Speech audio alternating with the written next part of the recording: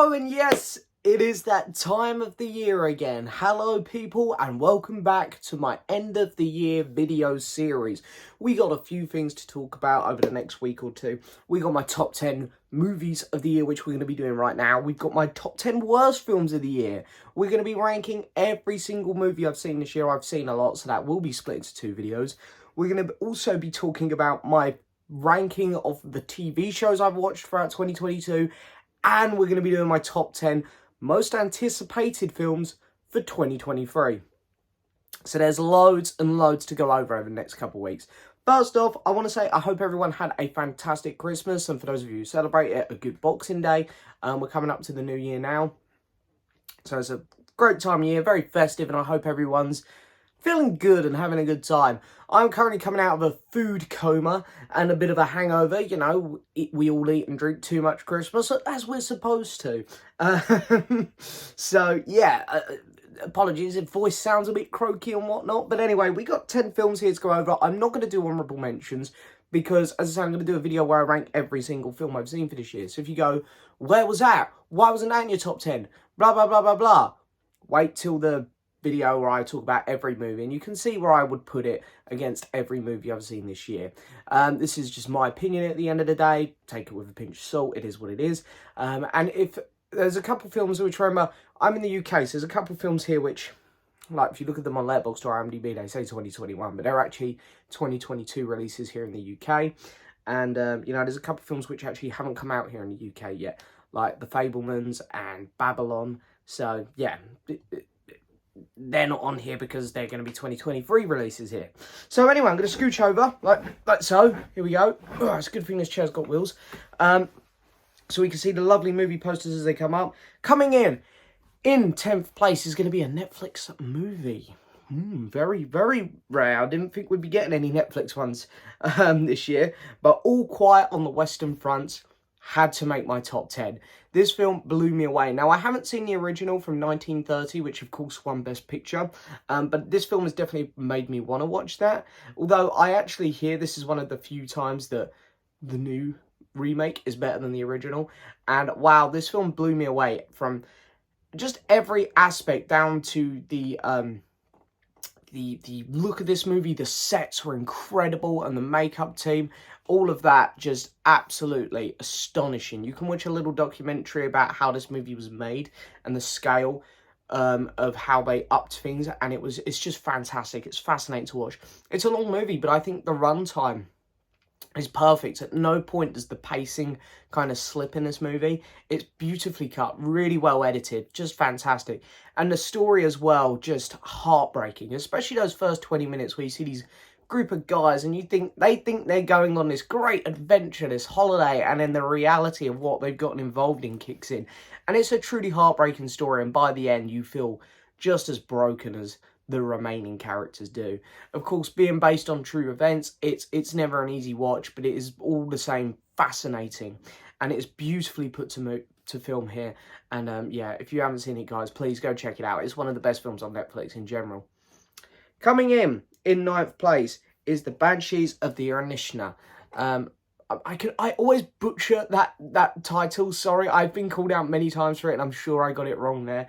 But I'm a huge fan of this guy's movies. I've seen most of his films, you know, Three Billboards, In Burgess.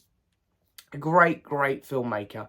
And here he has, of course, returning Colin Farrell and Brendan Gleeson. Very simple story as such. A guy just decides he doesn't want to be friends with another guy, and the other guy, who's sort of just had his friendship broken up, struggles to accept this. They're on a very small island, not a big community, and he's struggling with the fact that he doesn't really have many friends, and the lengths he goes to try and get this friend back, or to understand what's happened. You can see how this plot, this very thin plot, all of a sudden becomes very deep and very meaty. There's a lot of meat on the bone all of a sudden, and you realise how unusual some of these characters are and the lengths they're willing to go to get their points across, and it is fascinating. And I don't think this film would be as good without the brilliant filmmaking behind it, with, you know, a great script and great acting, because that is truly what carries this movie. But, you know, as I say, at the same time, you do have these fantastic movie with beautiful cinematography, a really good score, and some really shocking moments. There were moments where a character is threatening to do something, and you sort of think to yourself, that's not going to happen, and then it does, and it really catches you off guard. And I really loved this film for the balls it had. So yeah, if you haven't seen this movie, again, you've got to see it. It's on Disney Plus now. Coming in 8th place, one which might not be on many people's lists. This film really went under the radar, and it's not exactly one I was jumping up and down to go see, but I eventually put it on, and I watched it twice in the space of like 2 weeks because I loved it so much. And it's on Amazon Prime, and it is 13 Lives, the new Ron Howard movie. Ron Howard hasn't had the best few years lately with his movies, so it's nice to see him come back really strong here. And again, I think one of the reasons I love this, because I was aware of this event that happened back during the World Cup. It must have been what?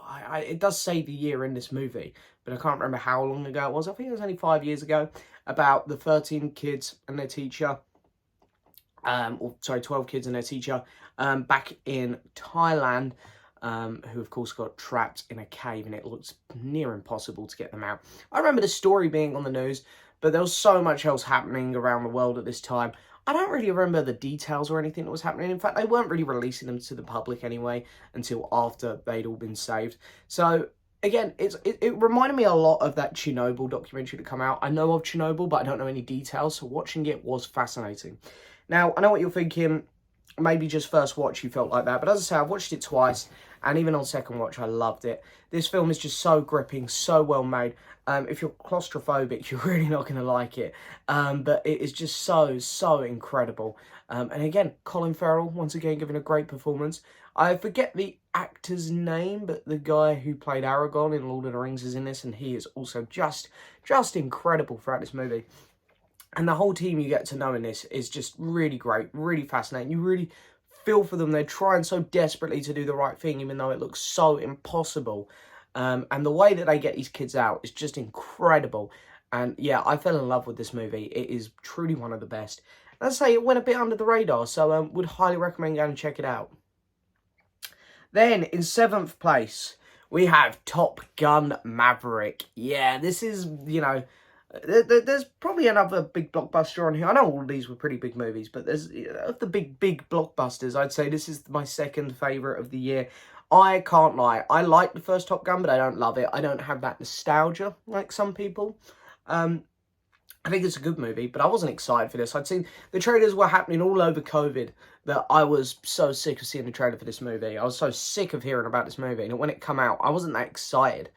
But I went to see it on the big screen in IMAX, and I was absolutely blown away by this film. You know, story-wise, it's a really good film. You know, it's interesting to see what they put Tom Cruise's character through in this one. There are a couple side plots which probably needed some touching up, like the love story. That maybe felt a little bit forced in. It even needed touching up, or to be honest, they could have binned it off. So there are a couple little things with this, but on a technical aspect, how visually fun and, you know, breathtaking it is to watch these movies. And I believe that Tom Cruise has a huge part in making them like this, as we're seeing at the minute in the build-up to Mission Impossible 7. Just the scenes where he's in the jet, and the cockpit scenes where he's up on the side and he's really flying it, and it is just intense. You've got the scenes where he's just doing the dummy drive on the jet. You know, he's trying to teach him. And even then you're feeling this tense emotion, like, oh my God, this is like so intense, but there really isn't much threat here because, you know, it's Tom Cruise, he's not going to die halfway through the movie, but you really feel it, and it's got this great urge to it, a sense of importance and how much this needs to succeed and how little time they have. And it's frustrating when you see other characters come into it, like Jon Hamm, who really are not there to help. And it's just a fascinating story like that. The final act is so much fun. Yeah, it goes a little bit over the top at times, but it's just so much fun. I love this film. Then, Number 6, again, this is one which will technically say 2021, but it was a 2022 release here in the UK on Netflix. It stars Stephen Graham, and that is Boiling Point. Funny enough, just got the Blu-ray set for Christmas, so really excited to rewatch this one, actually. But incredible one-take film, which probably my favourite cooking movie now. I like a good cooking movie. Now, we've had Chef, the Jon Favreau one recently, which was, recently, 2014, I think, but that was a really good movie. But this is probably the best one since then. It's better than that as well. It shows a really high-class gourmet kind of kitchen, I believe, in London, and the pressure of running this kitchen and the pressure of everyone involved, like from the waiters to the chefs, obviously, to just everyone, the management point, and it's all done in one take, and you crumble throughout this movie. It's not one I think I could rewatch too much, even though I'm currently looking forward to doing it because I haven't seen it in a while. But it is a fascinating film to watch. Stephen Graham gives such an incredible performance, and the things that go wrong, the things that escalate throughout this movie are just fantastic. So if you haven't seen Boiling Point, again, it's on Netflix. I think all these films are on some sort of streaming service now. So yeah, you got to go watch this film. This film is crazy good.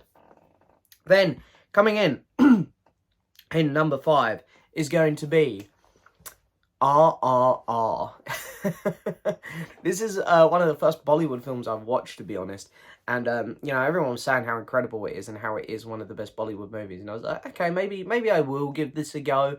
The runtime was very much putting me off because it's a big old commitment, this one. But this film here is the best film I've ever seen in terms of how many genres can you fit into one movie and make them all work. Because, you know, you've got action, romance, comedy, musical, it's a thriller at times. You genuinely have everything in this movie, and it works all the time. When I said, like, one of the funniest bits to me was the musical aspect. You know, it's quite a, you know, there's no sense whatsoever that it's going to become a musical. And all of a sudden they break out in song at one point, and somehow it just works. It's all choreographed really well, and the action scenes, they're so over the top that they're brilliant. Like, they work so well. The effects look pretty good as well for the most part throughout this film. And the two characters, you feel for them so much. The story that they go through, it's fantastic. And by the end, you're really rooting for them. And I hear there is a sequel for this film coming out. And I can't tell you how excited I am. And I hope it's as good as the first. But wow, this was just such an entertaining film, one which I definitely am looking forward to rewatching because it has that sense to it where it's so much fun, and there's so many bits about it that you're not going to remember that I am very much looking forward to giving it another watch. Coming in 4th place is going to be Marcel, the Shell with Shoes On, an A24 film. I know some people are going to be looking at this video going, what the hell, a show about shoes is in your top 10? A movie about a shell with shoes, sorry. And yeah, it is. This is surprising me as well. I remember putting this film on thinking, I think I'm going to like this. I didn't think I'd like it this much. Marcel is the cutest thing ever. I don't know who thought a movie or who even would greenlight a movie. If I was working in Hollywood, it's probably why I never will, and someone come in and gave me a script for about a movie with a shell with shoes on, I'd be like, no, we're not making this, no chance.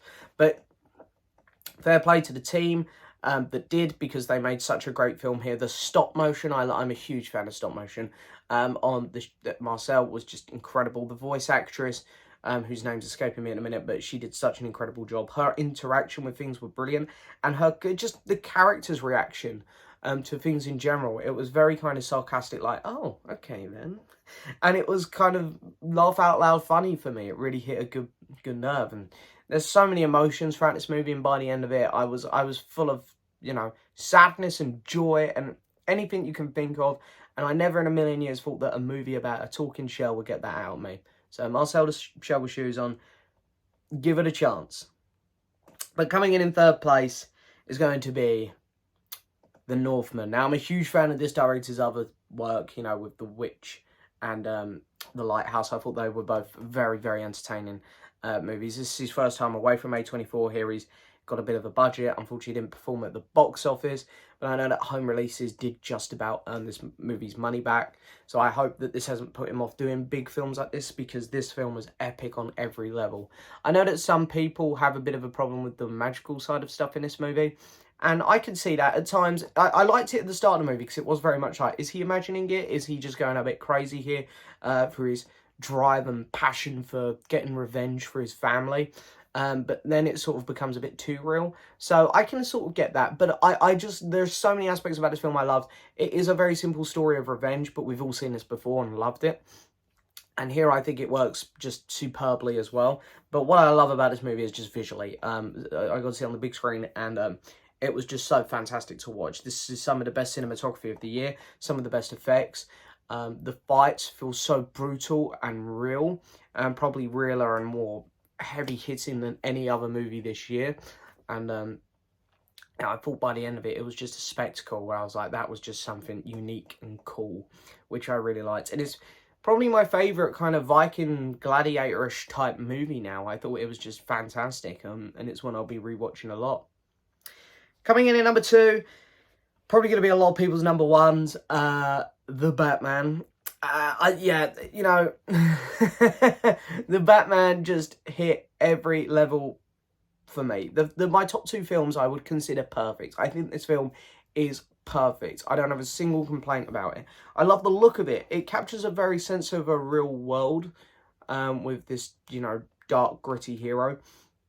But at the same time captures the Long Halloween-esque Batman world perfectly, where it is very crazy at the same time, and these mental characters are allowed to live.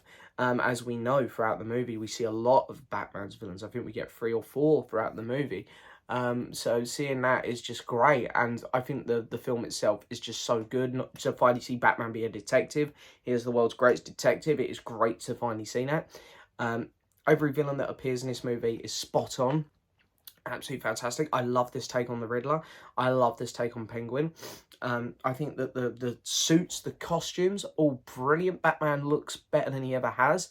And, you know, Colin Farrell, once again, 3rd movie he's in my top 10. His makeup, just incredible as the Penguin. I thought the runtime, perfect. At no point in this movie was I bored. The score, incredible. I've really got no complaints with this movie, to be honest. I think it is damn near perfection. And my favourite Batman film. Yeah, I think it's better than The Dark Knight. Shoot me. Anyway, yeah, so that's number 2. Number 1, though. I didn't think the Batman would be topped, and then I think it was about a month later this film came out, and I was like, wow. And that is Everything, Everywhere, All at Once. This film was just... This film, you know, it's funny because this year, at the start of this year, we were getting so many trailers for Doctor Strange. It was like the multiverse of madness. And it was like, there really wasn't a multiverse movie. And then this came out and it was like, bam, that's some multiverse shit right there. And it was so great. It's a crazy movie, absolutely bonkers. And it's crazy how a scene about 2 rocks on a mountain can make you feel so many emotions. Along that, I thought it was just unique and so clever with its storytelling and the way it presented their version of the multiverse to people. I think that the costumes and the makeup, just fantastic. The actors all done an incredible job as well. And I love how this film built and built and built, and then eventually it explodes at the end into this epic, absolutely mental final act that I feel like I've never seen in film before, and I'll never ever see again, because it was just so crazy good. So yeah, if you haven't seen Everything Everywhere at Once, please do. I believe it's on Prime, so yeah. But anyway, there we go. That's my top 10 movies of 2022 for right now, of course. There's a couple of films I haven't seen that will come out this year, like Bones and all, or I don't know, there's a couple others. Puss in Boots. Who knows, they might crack my top 10 when I eventually watch them. Or I might even change my mind on this list when I rewatch stuff. You know, that happens. If you want to see if I update my list, then be sure to give me a follow on Letterboxd, because that is where I will always be updating my movies.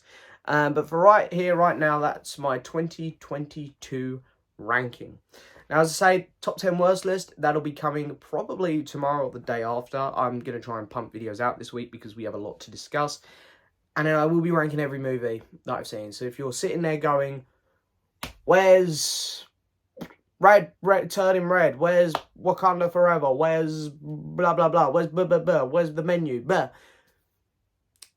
All the answers will come. All of the answers will come. But anyway, that's it for this video, guys. As always, I hope you had a great Christmas again. Thank you so much for watching, and I'll see you next time for another video. Bye-bye.